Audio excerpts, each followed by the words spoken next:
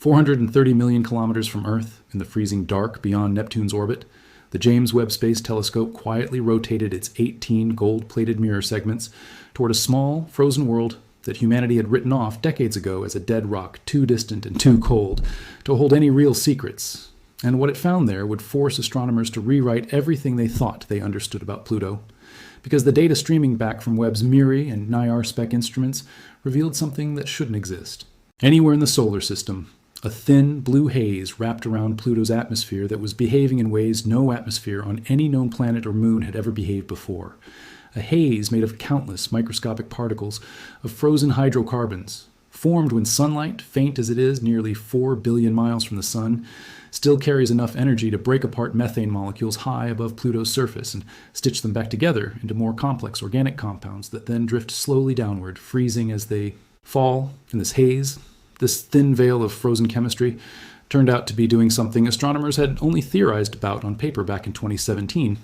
when planetary scientist Xi Zhang and his team at UC Santa Cruz published a hypothesis so unusual that most of the scientific community treated it as an interesting thought experiment rather than a testable prediction. Because Zhang's team proposed that Pluto's haze particles were not just passively floating in the atmosphere, but were actively controlling the planet's temperature, absorbing sunlight during the day and radiating that heat back out at night with such efficiency that the haze itself was acting like a thermostat for an entire world, a mechanism that had never been observed operating this way anywhere else. And for 5 years, that hypothesis sat untested,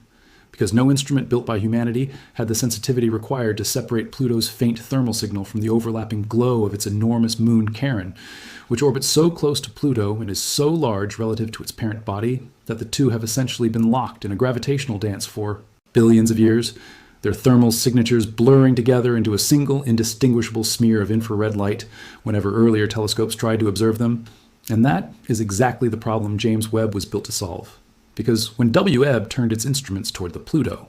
Pluto's haze was not simply reflecting heat back into space in a passive, uniform way. It was actively regulating the planet's entire energy balance, heating and cooling with a responsiveness that made Pluto's climate system behave almost like a living, breathing thing, expanding and contracting with the seasons in ways that no other atmosphere in the solar system replicates.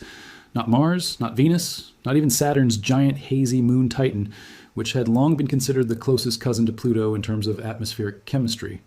And this discovery immediately raised a much bigger question. Moon Titan, whose thick, smog-choked atmosphere has puzzled scientists for decades, and in a discovery that struck even closer to home, researchers began to seriously consider whether early Earth, billions of years ago, before oxygen ever built up in its atmosphere, might have been draped in a similar haze of organic particles produced by the same basic photochemistry now observed on Pluto, meaning that the frozen, distant, supposedly dead world James Webb was staring at might actually be holding up a mirror to what our own planet looked like in its earliest, most fragile chapter, back before anything resembling life as we know it had ever taken hold.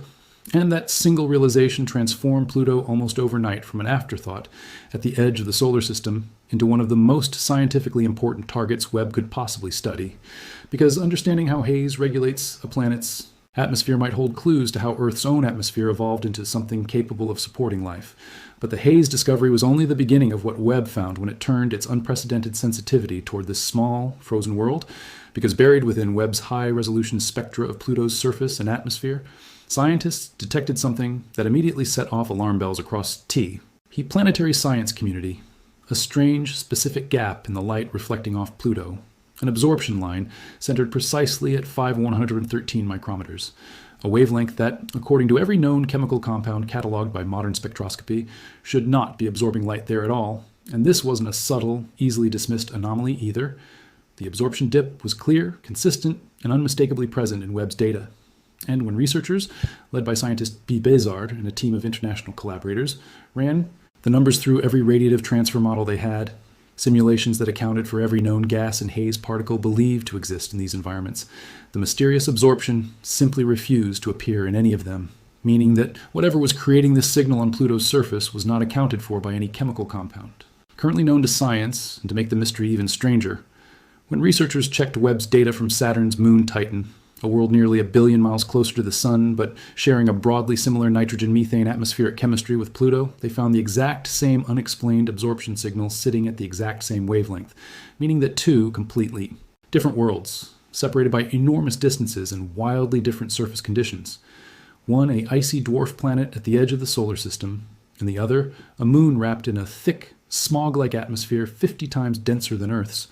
Both appeared to be harboring the same unidentified substance, a substance so unusual that its chemical signature had never been recorded anywhere in the solar system, or for that matter, anywhere else humanity has ever pointed a telescope. And researchers quickly ruled out the most obvious explanation that this was simply residual methane absorption bleeding into the data, because the shape of the absorption feature was fundamentally wrong for that, broader and more diffuse than the sharp, narrow signatures typically produced by known gases, more consistent with something embedded directly in the surface ice itself rather than floating in the atmosphere above it. And what makes this finding particularly unsettling for scientists is the sheer scale of the mystery. Because on Pluto, the absorption signal measured roughly 3 times thicker than the equivalent signal detected on Titan,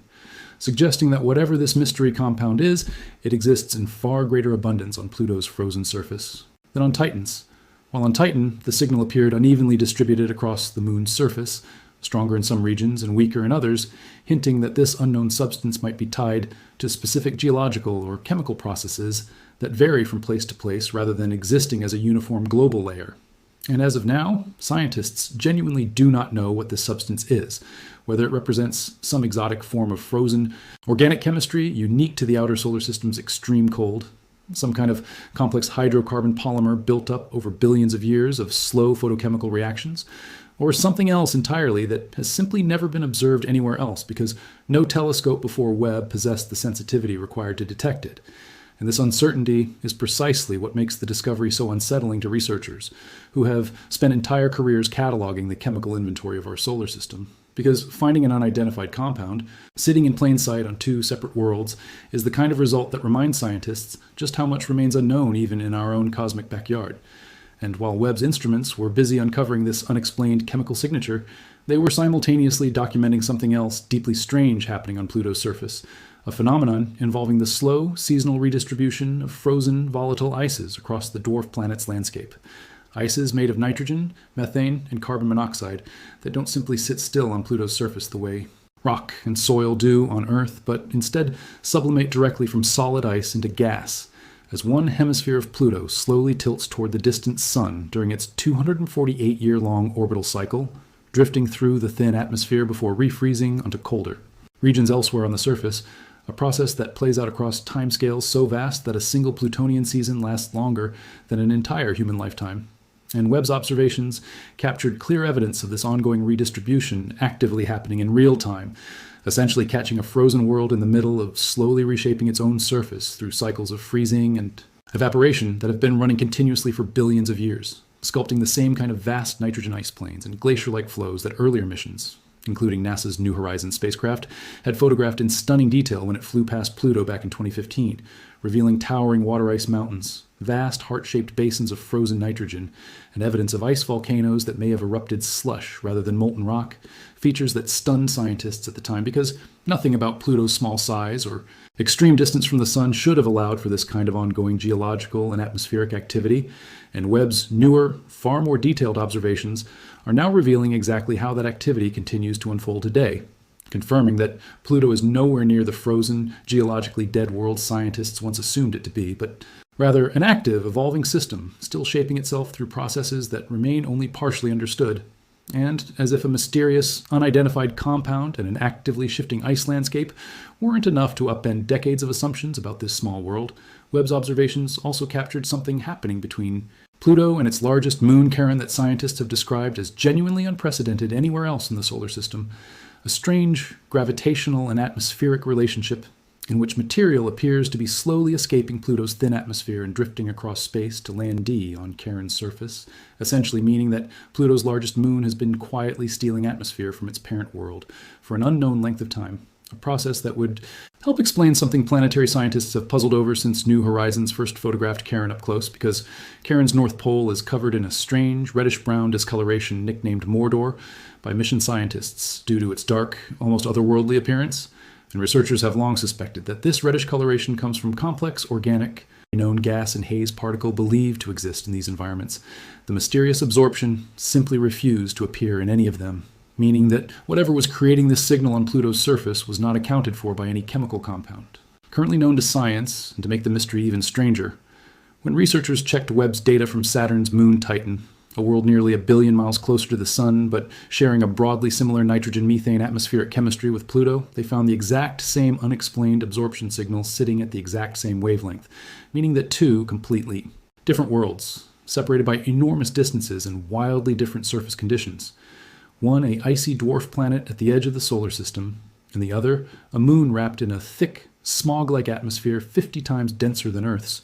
Both appeared to be harboring the same unidentified substance, a substance so unusual that its chemical signature had never been recorded anywhere in the solar system, or for that matter, anywhere else humanity has ever pointed a telescope. And researchers quickly ruled out the most obvious explanation that this was simply residual methane absorption bleeding into the data, because the shape of the absorption feature was fundamentally wrong for that, broader and more diffuse than the sharp, narrow signatures typically produced by known gases, more consistent with something embedded directly in the surface ice itself rather than floating in the atmosphere above it.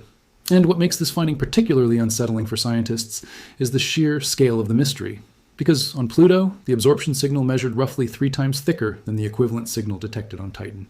suggesting that whatever this mystery compound is, it exists in far greater abundance on Pluto's frozen surface than on Titan's. While on Titan, the signal appeared unevenly distributed across the moon's surface, stronger in some regions and weaker in others, hinting that this unknown substance might be tied to specific geological or chemical processes that vary from place to place rather than existing as a uniform global layer. And as of now, scientists genuinely do not know what this substance is, whether it represents some exotic form of frozen organic chemistry unique to the outer solar system's extreme cold, some kind of complex hydrocarbon polymer built up over billions of years of slow photochemical reactions, or something else entirely that has simply never been observed anywhere else because no telescope before Webb possessed the sensitivity required to detect it. And this uncertainty is precisely what makes the discovery so unsettling to researchers, who have spent entire careers cataloging the chemical inventory of our solar system. Because finding an unidentified compound, sitting in plain sight on 2 separate worlds, is the kind of compounds called tholins, chemical residues formed when methane and nitrogen gas, having escaped Pluto's gravity and drifted across the void separating the 2 worlds, become trapped by Charon's own weaker gravity, freeze onto its polar surface, and then undergo further chemical transformation triggered by exposure to solar ultraviolet radiation and cosmic rays over millions of years. And Webb's newest observations, led by researcher Sylvia Protopapa and a team at the Southwest Research Institute, went even further, using the telescope's near-infrared D spectrograph to definitively detect both carbon dioxide and hydrogen peroxide embedded directly in Charon's icy surface for the first time. 2 chemical signatures that had eluded every previous observation attempt. And according to Protopapa, this discovery reveals that Charon's surface preserves direct physical evidence of its own formation history. Evidence that the carbon dioxide likely represents primordial material dating back to whatever violent collision or gravitational capture event originally created the Pluto-Charon system billions of years ago, while the hydrogen peroxide serves as a kind of chemical fingerprint left behind by billions of years of continuous irradiation, cosmic rays, and solar radiation slowly transforming simple water ice into more complex oxidized compounds across unimaginable stretches of time. And these findings expand Charon's known chemical inventory well beyond what scientists previously understood, adding to an already growing list that includes water ice, ammonia-bearing compounds, and the organic materials responsible for its distinctive gray and reddish coloration. And researchers involved in the study have already indicated that future Webb observations, targeting spectral gaps not yet covered by current data, could reveal even more previously undetected compounds hidden within Charon's frozen crust, potentially uncovering entirely new mechanisms driving the chemistry of this strange, distant moon. And taken together, all of these discoveries, the haze that behaves like a planetary thermostat, the unidentified chemical signature shared between Pluto and Titan, the actively shifting patterns of frozen ice redistributing themselves across Pluto's surface with the changing seasons, and the bizarre atmospheric transfer slowly painting Charon's North Pole with material stolen from its parent world, paint an entirely new picture of what Pluto actually is, not the frozen, inert, geologically dead relic that astronomers dismissed for decades after its controversial reclassification from planet to dwarf planet back in 2006,